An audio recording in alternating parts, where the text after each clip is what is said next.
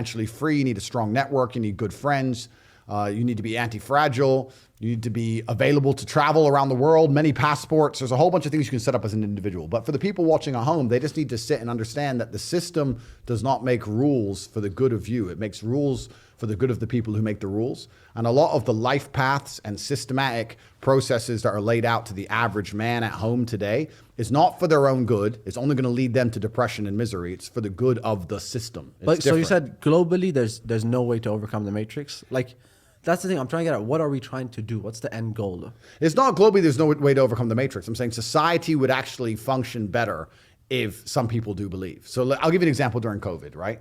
When I was walking around during COVID and I saw all these people wearing masks, I was flabbergasted that anybody gave a shit about any of this crap. Yeah. I couldn't believe people were wearing masks. Yeah. I was like, why are you wearing a mask? But then you have to understand that if these people who can be so easily convinced to muzzle themselves, these are the exact same people you need to do a whole bunch of important roles in society that people who are free-minded don't want to do. Yeah. You need people inside the matrix to be soldiers and go die in a ditch, right? You need people inside the matrix to stand in a gas station and really care about mopping that floor. So you need these kind of people, right? So, and you're saying, what are we trying to do? What we're trying to do is speak to the sovereign individuals or the people who are capable of having a free mind and help them escape. Just like in the movie The Matrix, Morpheus says, not everybody can escape. Yeah. Not everybody can. Most people are dependent on the system. They'll fight to defend it, but some people have their minds ready to be freed. But do you think, and that's who I'm talking to. Do you think ultimately, like, what I understand from you is you just think we definitely need a system, but maybe we just need new people in charge of that matrix system? You need checks and balances. We definitely need a system. Every system of control is always going to be full of lies. They're always going to lie to us to a degree to benefit themselves. You're never going to have absolute freedom. You're never going to have absolute truth. But you do need checks and balances to that system. To prevent complete tyranny, you need a contingent of people who are free, who fight back and talk against the matrix. People like me, people who support me, those who are particularly free thinking. Those are the people you need to keep some kind of power balance in place. Yeah. If I didn't exist and people who thought like me didn't exist and nobody spoke up, then it would just be absolute tyranny, and then Balenciaga could just be pedophiles forever. There have to be people to stand up and say no and push back. Yeah. In life, it doesn't matter where. In life, if there's no checks and balances, if there's no equal and opposite force, everything becomes tyrannical. So do you think money is power? I think money is related to power, but in and of itself, it's not the only thing that makes somebody powerful, no. But just on the checks, and I'll answer that in more detail in a second, but on the checks and balances question, if the ocean doesn't reach a point of equal and opposite force, it will just engulf the entire planet, right? There has to be an equal and opposite force at some point. I'm not talking about freeing every single person from the matrix. I'm talking about freeing enough people who are ready to understand how the world really works so that there is an equal and opposite force to the tirade of bullshit, the absolute clown world bullshit they're trying to push on all of us. If nobody stands up to it, we're going to end up just fucking swallowing it all. Yeah. It's garbage. So you need to have an equal army on the other side. Those are my people. I don't work for the Matrix. I'm the opposite. I'm Morpheus. I'm here to free the minds. We're the free people who hack into the Matrix and fight against the agents and the machines. As for money being power, money is certainly related to power, but the true power of the world is influence. I am currently one of the most powerful people on the planet. I can influence millions and millions and millions of young people with my mouth alone by speaking. That's why they fear me. That's what my power is. I can sit here and say the sky is green. And if I say it enough, people will begin to believe it. That's power. Power is influence. And every single thing that's happening in the world today, whether it's a pitched battle in Ukraine and Russia, whether it's the garbage they put on the news, whether it's the video you watch on YouTube, all of it is done with the goal of exerting influence on your mind. They're trying to control what you think. They're trying to control why you think it, why you believe it. They're trying to convince you that they haven't even put propaganda into your mind. And it's all a battle for influence. That's all this has ever been. Yeah. It's all been a battle for influence. So me having mass influence is a threat to them because they can sit there and say, you need your 8th booster jab. Yeah. And I can say that's bullshit. And we have two armies, two battles of influence against each other. Maybe one of the solutions is to just step away from media sometimes, like a lot of the times. You just lose power though. No, just to like get grounded, in life and just be more focused. Yeah, well, it's not just media, right? Because if the media convinces everybody else, then it becomes real. You can step away from media during COVID, but you walk outside, everyone had a mask on, so you're still stuck, right? So yeah, I agree. It's good to step away from media, think for yourself, etc. But most people are not smart enough. Most people are not intelligent enough to self-analyze and defrag their own brains and understand they're being programmed. Yeah. Most people do not have that level of intellect to sit there and say, every strongly held opinion that I have, where did it come from? Who told me it? And do they have my best interests at heart? You didn't like me, for example. No, it's fine. I actually find it's great for me to make points, so I'm glad you didn't like me. I don't like Andrew Tate. Why? Well, they told me not to like him. Who told me? Well, these people. Do they care about me? No. Like, most people don't get an opinion and break down where it even comes from. They just get an opinion and they defend it. And you'll see people arguing and fighting in the street over opinions they don't even know where they've come from in the first place.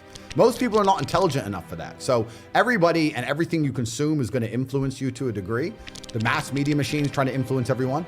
I'm trying to influence everyone. Yeah. I'm right here trying to influence people. I'll sit here and say, I'm trying to influence people at home. I just like to think that those at home understand, yeah, Tate's influencing me, but he is living a life I want to live. He has better intentions. He has a purer heart than the mass media machine and the pedophiles of Balenciaga. But, okay, I'll let Lana say it. I don't think she hated you because of what others said. I think it was because of what you said. Can I come through, please? Sure. Can I say?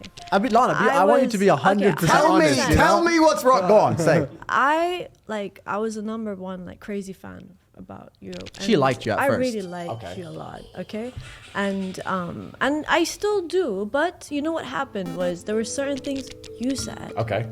About women. Okay. And that triggered me. I understand.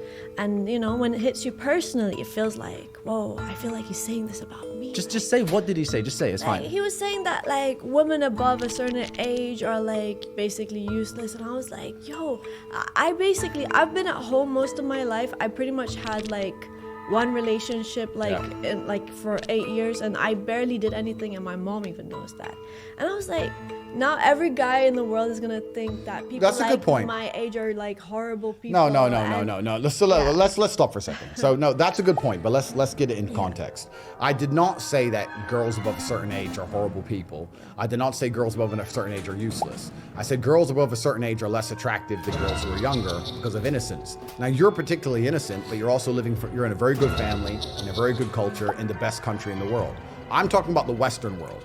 And in the Western world, there's no girl at age, 32 in Las Vegas who is pure. Not a single one on the planet. So we can't sit here and apply what I'm talking about for the Western world to the Middle Eastern world. That's the first thing. Second thing, we can't say I'm saying women are horrible when I'm not saying that. I'm talking about the attractiveness of women. And thirdly, I'm not going to sit here and lie to people, and nobody else should sit at home and lie and pretend that innocence is not attractive in females. Men find innocent women attractive. This is why virginity is coveted. This is why you've protected yourself and made sure you've stayed a good woman. This is why all good women do the exact same thing. And in the Western world, as time goes on, women lose their innocence pretty quickly. I'm not going to sit here and say that's not the case, because it's absolutely and utterly the case. It's fact. All right. Okay. So I'm going to try and get through a bunch of stuff because I have so many questions for you. Has anyone tried to kill you? I'd like to think no, but perhaps I'm just very good at thwarting their attempts. Maybe I'm just hard to catch. There's certainly been some interesting situations, but I'm not going to talk about them here on the podcast. I'm under attack every single day. They're attacking my character. They're attacking my integrity. They're attacking my finances. They're attacking my freedom. They're attacking my companies. Every single day I wake up and there are people on the planet whose goal is to attempt to destroy me. So I am under attacks. All right. Now, I heard somewhere you bought a bank. That's a payment processing for the real world. I also have to be very careful how I answer some of these questions, because if I give too many details, it might mess up the deal. Well, it destroys my power, right? So for the real world, when I was attacked by the mass matrix machine, they also attacked Hustlers University, which was my online school that teaches people how to make money online. We have 18 modern wealth creation methods. We teach everything from the things you know about crypto, stocks, copywriting, etc., to some ideas people have never heard of. We grew exceptionally large. We had people who were making a lot of money inside the school. We had 150,000 students. So when they canceled me, they also tried to attack my business. They deleted the payment processing, deleted the banking, etc.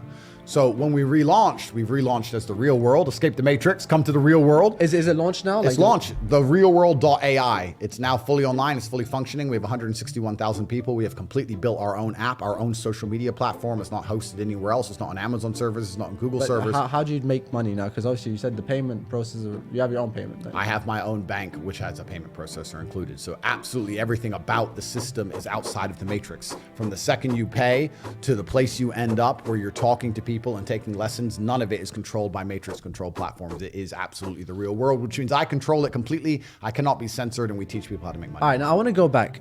What was your first job? I worked in a fish market carrying boxes of fish. Do you remember how much that paid you? Fish. I think I was making 25 pounds a day. So I'd start at 7 a.m. and I'd carry boxes until about 5 p.m. And when was the first time you actually made some money? I was kind of up and down. I was working in the fish market, but I was still fighting at the same time. I was training. Obviously, I was really young. Started to make a little bit of money fighting, but not much. And then I had different jobs. I sold television advertising and worked for an advertising company, etc. And I had my own business for a while trying to sell TV advertising. And I had a bunch of sales jobs back and forth, worked for car sales. I'd always been doing this and that, going from place to place. Unless it was a sales job, I never really took it that seriously because it was the unlimited commission that I found attractive. But outside of sales jobs, I just did my very best to do a little bit of work and just sit at my desk and ignore most of it. But I did a whole bunch of things. It's been an eclectic, long, interesting journey to end up where I am. So I heard somewhere you said at 27 you made your first million.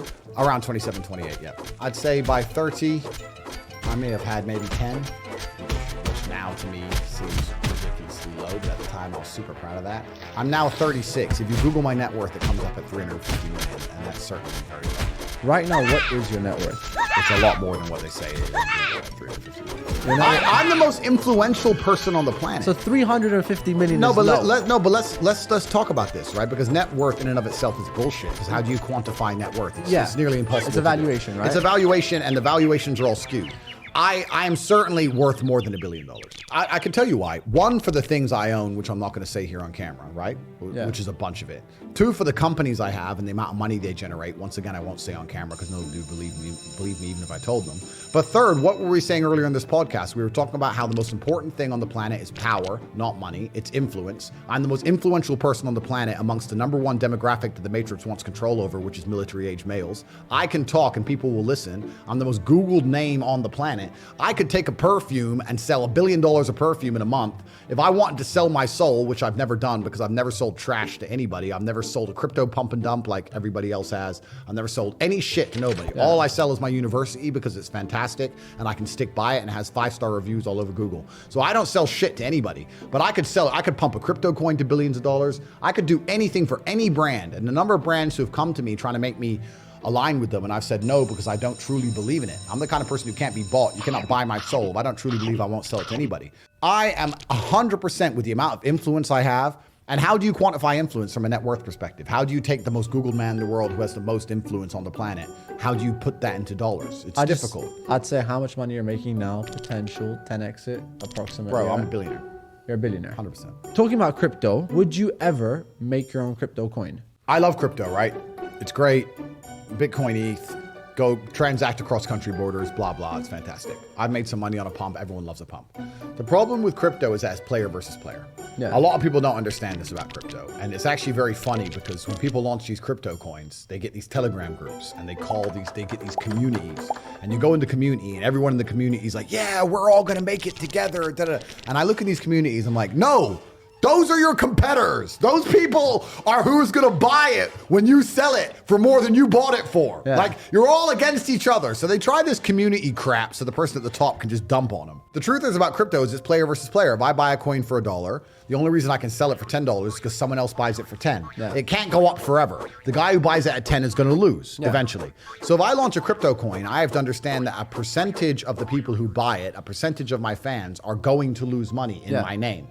I don't like the idea of people losing money in my name. Now, I'm not saying I would never launch a coin. I'm not saying that. I'm just saying that this is my reservation on the whole thing, because I know if somebody joins my university and works hard, even if they only make $300 a month, for example, it only costs them $50 a month. So they make more money than they invest. Nobody can lose by associating with my brand. This is why my brand's so powerful. Everybody who is a Tate fan and truly listens to my words is in better physical shape, better financial shape, better mental health they've ever been in their lives. Becoming a Tate fan is a life hack to improving your life. You cannot possibly lose by listening to me in any regard.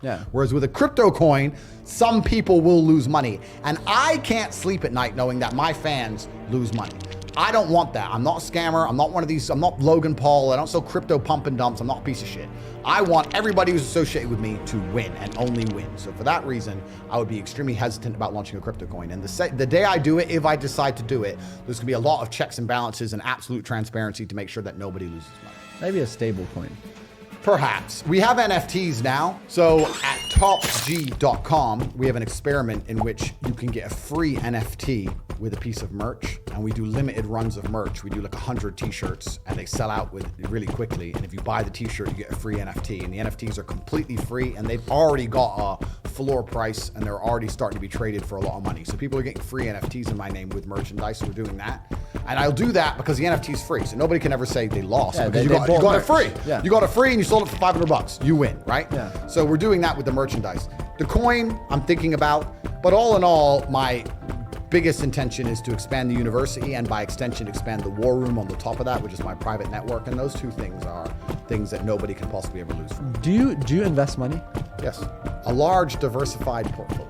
A lot of people know you for being rich. Yeah. You know, what color is your Bugatti? You know, you have a Bugatti, which I'm very sad you didn't come in next time. Sorry, bro. How many cars do you have? 33 as of today, I believe. 33 cars. Yes. Okay, how many Ferraris? I had an 812, which is it's the best Ferrari, hands down. I had a 458, and then I've just bought an 812 competition, so that's 3. 3 Ferraris. Yes. How many Lamborghinis? Lamborghini Huracan Evo, 1. Where's the other 30? Like how? All right, okay, so I have an Aston Martin DBS and an Aston Martin Vanquish S. I've got an M5 competition. I've got a Brabus S63. I've got 3 McLaren 765 LTs. Yeah. I've got 3 of them. These are on order. They haven't been delivered yet. I've got an Aston Martin Valhalla on the way. I've got Koenigsegg Jesko on the way. Ooh. I've got a Rimac Navara on the way. I've got an MC20 on the way. I've got 2 GT4 RSs. I've got a GT3 RS on the way, a new one. I've got... Are you gonna buy another Bugatti? But the Pure Sport's the only good one. I don't like the others. Devo? No. It's the same engine, same gearbox. Okay, so I could, maybe. so your favorite car is obviously the Bugatti. no, like in your top likes car, right? I like it, but it's, But- yeah. So, but like, let's say, so obviously you love the supercar, but if there's like a regular car, like would it be like that's opposite to the supercar that you like your regular? Toyota. No? No, yeah. I'm either driving a supercar or I like to be driven. I'd rather be on the Actually, you said one thing one time. You compared women to cars, or men to cars, I think. And it was like, you know, when you're driving a supercar, it's unreliable but great. Yeah. But if you drive a Toyota or a Nissan, whatever, they're Yeah. reliable. Yeah. So what's your take on that? It was just giving an example, and I was trying to explain that in the world we live in, as beautiful and diverse as it is, there is no such thing as a benefit without obviously an equal and opposite force, which is Yeah. going to be a downside. So the benefit of a supercar is that it's a very high performance and it's very good looking and it comes with a lot of status. But the downside is, of course, the cost and the reliability. Yeah. And it's less functional overall than a less beautiful car. And the point I was trying to make is that if you want a very high status, flashy man, he's going to come with some downsides. There's going to be some detriment to that. Yeah. Same with a beautiful woman, right? If you get a beautiful women have bad tempers because they're beautiful and everyone puts up with them. So it's just how it goes, right? So if you want to have a really beautiful car, if you have a McLaren, it's going to break down sometimes. If you don't want your car to ever break down, then you have to sacrifice the speed and the looks and go for a Toyota and you get something more reliable. Okay, last thing, because obviously I want to move on from the money side of things. How many houses do you own or property? A bunch. Plus over 10? Over 10. Under 50? Under 50, yeah. Okay. What's the most expensive house you bought? Do you know? 13, 14. Million? All right. So you moved to Dubai. Yeah. I heard you are about to make a very big property purchase. Really? And this is obviously, I don't know if I'm allowed, guys. Like, I know Andrew, I know his friends kind of thing. I heard, let's say it could be a ridiculous property. Are you maybe? I'm interested. I'm looking. All right. See how it goes. So obviously you became a Muslim. You used to be an atheist. Yeah. How did that whole like change happen? Well, first from atheism, the first thing you have to do is accept that God is real. So I got there by seeing and being exposed to all the evil and degeneracy in the world. There's an equal and opposite force. Newton's third law. Yeah. For everything, there's an equal and opposite reaction. The equal and opposite reaction to pure Satan and debauchery and disgust and degeneracy has to be God, which Yeah. proves that God must exist. I guess I naturally reverted to Christianity because I was raised as a Christian when I was a child and I was living in a Christian country, but I always had a very healthy respect for Islam. Even for many years, I was talking about how much I respect Islam. And then over time, you understand that for you to truly worship and believe in a religion, you have to respect the religion. And I had more respect for Islam than I ever had for Christianity, and that's where you ended up becoming a Muslim. Now I'm certainly not an Islamic scholar by any regard. I don't want to be, since I've reverted, a lot of people ask me very detailed questions. I'm on a journey like everybody else. I'm new to this, like everybody else. I'm not here to quote the Quran. I don't understand a lot of it yet. I'm just studying like everybody else is. But I have a very healthy respect for the belief system, and that's why I understood it's the place for me to be. But how did you learn? Like, did someone teach you? Did you have Islamic friends, or I'm curious. Yes, I've always had Islamic friends. So I grew up in the Islamic Republic of Great Britistan. So I understand that. What? Yeah. You've never heard of it? No, I've not. The Great Republic of The Islamic Republic of Great Britistan. Britistan. Yeah. Never heard of that one. Londonistan is its capital. Yeah. So I grew up in an Islamic country, effectively. Everybody I knew was Muslim, and England is an Islamic country now de facto. It's completely Islamic.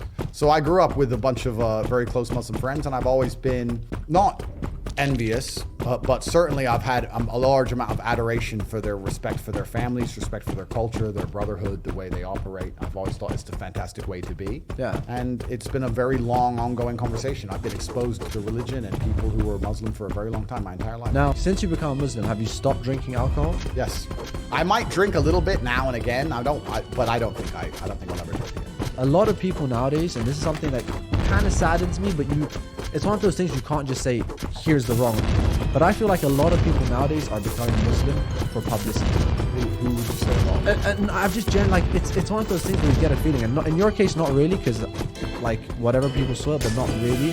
But like you see a lot of people, like the first thing they do, like But the second they're trying to convert is like a whole like vlog process and like videos. And the thing I hate about it is because let's say when you became Muslim, you were talking good about Islam previously. Yes. And I see people that do it in like a very comedic way, and they still don't respect it after they become Muslim. Yeah. So I know, and that's terrible. I don't know who I can't think of anybody who's specifically done that. But if that's happening, then yeah, it's absolutely disrespectful. But God knows the truth of our hearts, right? Yeah. So I know that my reversion is sincere.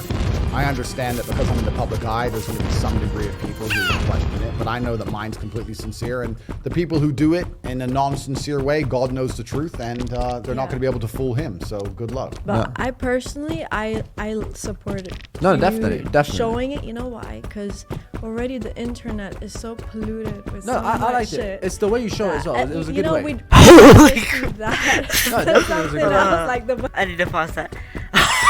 I did it. Let's go. World record. Ease.